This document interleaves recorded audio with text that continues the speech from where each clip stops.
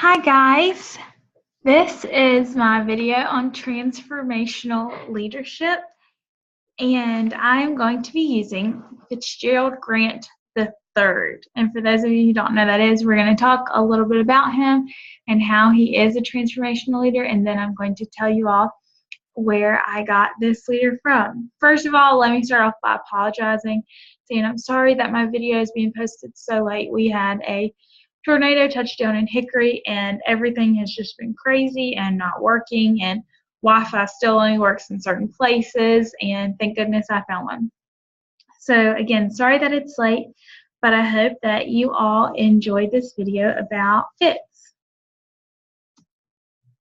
Okay, so he was born very privileged. Some like to use the term he was born with a silver spoon in his mouth.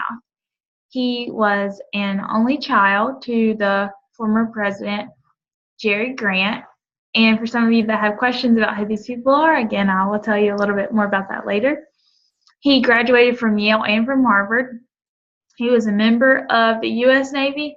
Then he became the president of the United States of America. So he definitely has a very large background, and he's definitely very capable of being able to be this leader, especially with the education that he has received. And he's been around a great leader for his whole life, and you're going to be able to see what kind of a leader he became. Okay, so idealized influence. Fitzgerald is absolutely one of the most charismatic people that you will ever get a chance to encounter. Some people have said that that is probably one of the main reasons that he actually did win the presidency. He knows how to say things and how to conduct himself and create body language that is very endearing to people, and it really draws them into him. Every time that he addresses an individual person, or when he addresses the press and different groups, it is constantly a factor that all the eyes are on him. It is just something about the way he is. And some people think that in everyday life, some people think that you can be born with this charismatic appeal, and other people have to work really hard to try and develop it. But he was definitely blessed in this aspect, and people are just really drawn to him. Okay, inspirational motivation.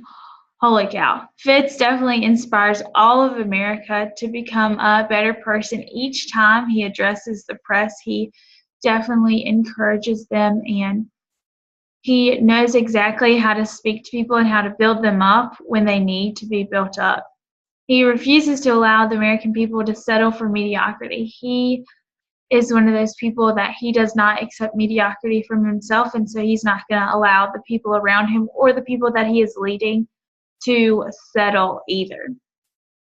He has to deal with a lot of crises during his presidency, and he just continually calms the American people down.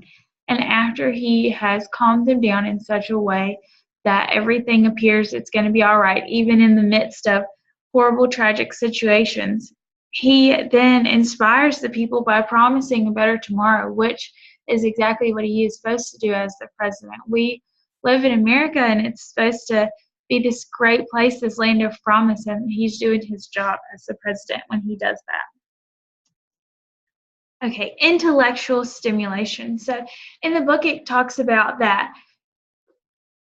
the transformational leader can allow this freedom and allow people to have creativity within their problem-solving abilities and things like that.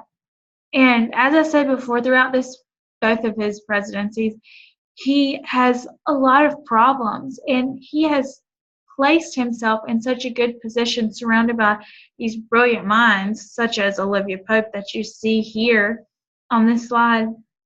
And he just tells them what the problem is, and he allows them to be creative. And when they come up with these great solutions, he encourages them, and he never really shoots anyone down, but he makes it like what we used to call it for education. He makes it a safe space for them to develop their ideas and to help solve problems that are inevitably going to be making his life easier. Individual consideration. So, after his presidency, Fitz moves to Vermont, and he is just doing what presidents do afterwards, and he's camped out there living his life. And there has been this protester on the news continually, and he is protesting to have a statue taken down that is of a slave owner who continually would beat and rape his slaves. And this man has a statue up because he was such a good leader and this and that and the other. And this is just an appalling thought, and that is what the protester thought. But he was out there for 100 days and he was alone and it was freezing cold. And Fitz decided that he was going to drive to DC just to talk to the man, and he knew that press would follow him and it would get this guy a little bit more attention and hopefully get the attention of the officials who were needed to be able to take this statue down.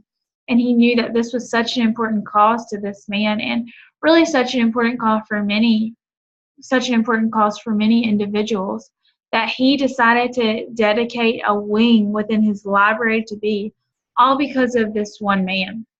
He decided to dedicate a wing to the civil rights movement, and it was all because of him taking time out of his day to go see this one person that was protesting one statue in Washington. And this just really shows that he's not just focused on the people as a whole, but the people as individuals, which makes him such a good leader, that he is willing to focus in and be concerned about the needs of individuals. Okay, final thoughts. So, yes, Fitz is from the TV show Scandal, and that is what I used for my PowerPoint here. But he is such an excellent representation of a transformational leader. As soon as I started thinking about it, he is the first character that popped into my mind. And I think that really watching him and seeing the way that he does things has honestly encouraged me to be a better leader. And I know that it is fictional, but these are real life situations that he's dealing with in this show. And I think that is definitely something that we can learn from. I think we need to be able to learn from all aspects of the things that go on in our life, whether that is us watching TV. We should be watching things that challenge us and push us to be a better person. And I also thought about coaches and things of that nature that I could have also used, but I really thought that he was the best example that I could use for this PowerPoint on transformational leaders, and I just thought it would be a little fun change up. I encourage you all to watch Scandal. It's really a very good show, and you'll get to see a great example of a transformational leader in it. All right, thanks for watching my video, guys. I hope you all enjoyed it.